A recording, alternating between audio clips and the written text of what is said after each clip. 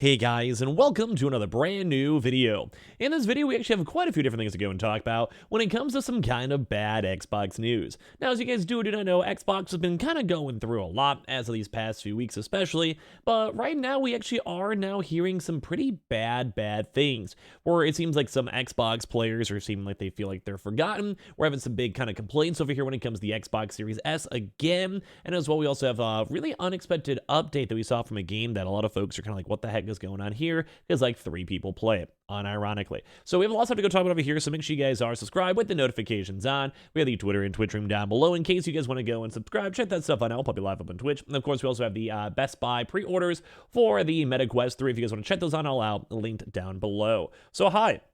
Hello, we actually have some pretty kind of crazy stories over here. First and foremost, I want to talk about this one because this one's probably the most entertaining besides the bigger head drama, where Redfall, as you guys may or may not remember that game, that was basically meant to be like a big AAA Xbox game, which I did play. I played for 2 days, funny enough, and while it wasn't the best game I've ever played, it also was not even close to good. Like, I'll be honest with you guys, I didn't like it, didn't like the flow for it, didn't like the game. I knew that game was going to flop. It felt like a game that just was unfinished, and so it had no direction. No one was really knows what's going on there. And there was potential, there really was, but it was kind of a flop.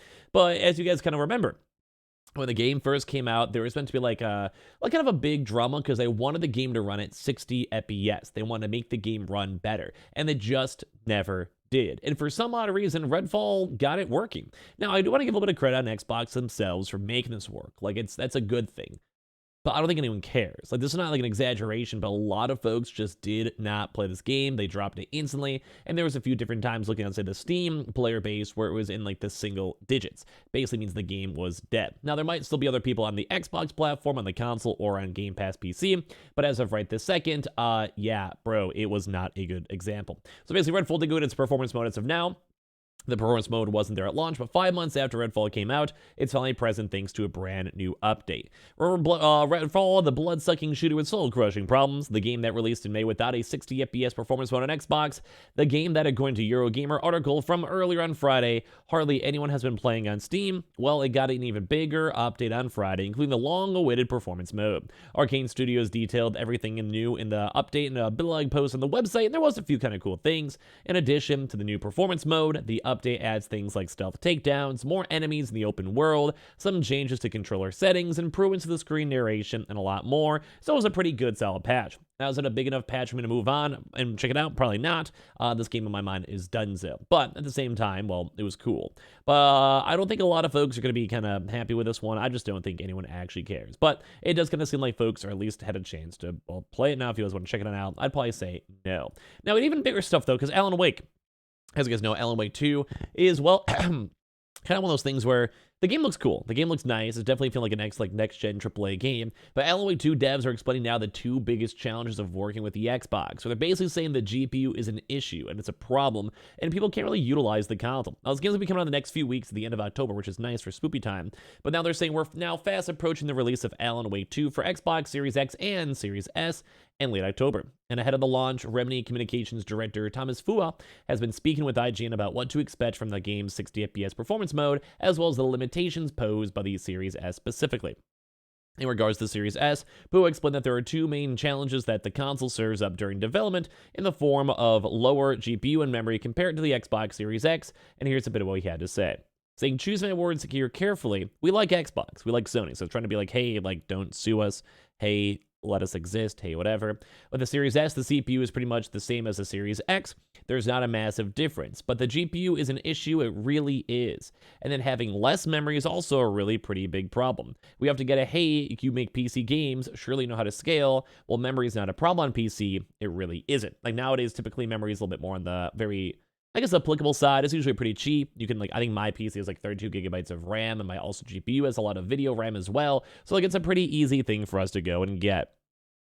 Like, yeah, that's how it is. And, well, at least for the Xbox Series S, you're kind of always perpetually soft locked. So the GPU and the memory is going to be perpetually getting a little bit worse and a little bit worse and a little bit worse as time goes on. Now, thankfully, the brand new Xbox Series S, if you guys remember, actually is coming with a slightly bigger RAM, which is also nice, and I believe also bigger memory, which does and may help out these issues a little bit more, but it still is going to be one of those things where it's almost like a ticking time bomb against all this stuff. So we wanted to highlight that it's a lot easier to scale for PC, probably because the team is so experienced experienced with it, but Remedy has nevertheless put on a huge amount of effort into ensuring that Alan Wake 2 will run well on the Xbox Series S. Obviously, there's a massive difference in power between the Xbox Series X and Series S, so it's a lot easier to scale on the PC because of memory. And it's not like there's one super PC and one weaker PC. There's like 300 PC configurations in between, and trust me, that's a massive struggle, but we've shipped a lot of PC games, so we're a bit better about that. And basically just trying to go and push the idea that, well, the Xbox Series S is really rough. They're trying really hard to make the game and frame rate stable. They're trying their best to make it actually run, and that's kind of what the big issue with Xbox has been recently, where they're almost forcing people to be like, hey, you got to sell it on both Xbox Series X and S or on Game Pass, or else we don't want it. And that really is an issue because these devs keep on complaining. And this is like an Alan Wake dev too as well. So we've heard at least from like 10 different big game studios of the past few years now. Even a good example is the Baldur's Gate game, where it really had issues, like it couldn't actually be ran, and people were kind of like, oh, what's going on from that? So we've worked really hard on getting the Series S to run at a solid 30 FPS and trying to maintain a good visual quality. But if you want to see the game at its best in full gen form, that's going to be on the machines that have the hardware to enable that.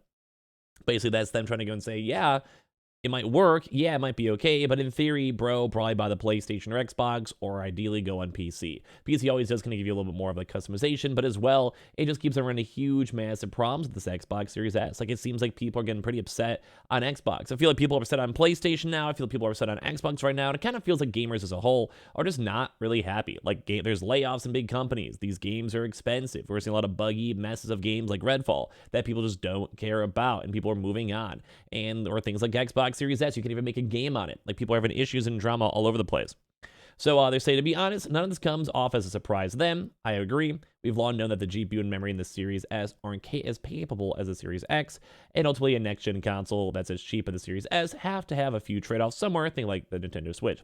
Despite this, it's great to hear that Alan Wake 2 should be a solid experience on the console. Elsewhere in the interview, Puha talked about the 60 FPS performance mode for Alan Wake 2 on the Xbox Series X and why he's super impressed on it. So, like, at least like a little bit of like, we're kind of on the anti-Xbox side here. At least pull a really nice twist on Xbox. They do have that nice improvement, which I think is good. Like, I like this. Like, at least there's something good. Like, I do, like, for me to kind of put like a positive twist, I do like that Redfall still got the update. Even if no one's really playing the game, I do respect Xbox for playing it and like utilizing it and spending the money to go fix it, even though there may not be as many folks in it. Some people might actually go and swing and check it out, maybe, but I do like that. Same with the Xbox Series S. Like, I do appreciate that Xbox cares about their users that did buy the Xbox Series S and they want it. Now, could there be a little bit more wiggle room? Yes. And like, is there issues with all this stuff over on the higher end? Yes. But like, I do see that they are at least trying. They're not fully dropping games. But very intriguing, once again, we're seeing even more devs hitting the Xbox Series S. Now, one last but not least, the Xbox Series X and S players also feel forgotten by Rockstar after Red Dead Redemption 60 FPS's port, because basically got a PlayStation 5 port for Red Dead, which is sick, but it seems like Xbox is nowhere in between. So earlier this week, Rockstar quietly added a 60 FPS toggle to Red Dead Redemption on the PlayStation 5, and the game, which was released back in August for both the PlayStation 4 and Nintendo Switch, can now be played on the PS5 thanks to the backwards capability. And now that little weird toggle will give the PlayStation 5 users a new frame rate to play around with too as well. Now, some folks in the Xbox Series X are a little bit sad, and they're asking where their 60 FPS port is, but the more inverse side is it does seem like they always have the reverse play anyway, so they might as well have a chance to utilize that and enjoy it. Like, I believe you can still have that. Like, if you have the older version, you can still replay it, I believe, on Xbox because it is backwards compatible, but I could be wrong.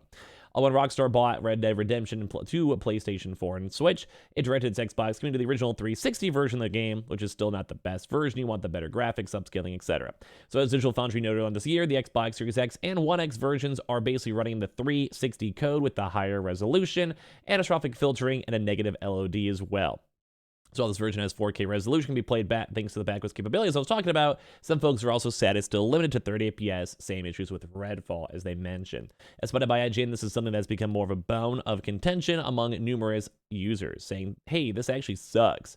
Saying, I hope that the 360 version can get FPS boosted, and if they can't, they really need to release the port for the Xbox console. Would gladly buy this game alone for the 60 FPS, whereas everyone else is saying, where's ours, Rockstar? They're saying that they fumbled all this stuff, and a lot of folks are saying we need to have an actual release before we even see the parity with the consoles too, and they're saying the PS5 owners had to play the game again. If they do that on the Xbox Series X, then of course they'll get the 60 FPS update. So a lot of folks are unhappy with a lot of stuff. Like the Redfall stuff is cool though. Xbox Series S console struggles, and at least people are checked check those on out. So give me your thoughts and comments down below. Make sure you guys are subscribed with the notifications on. Definitely check out the Best Buy howling for the MetaQuest 3 pre-order, hashtag adding, in case you guys do want to check that stuff on out. And check out the pre-orders. Those are linked down below. We'll probably be live up on Twitch too as well if you guys want to say hi as well.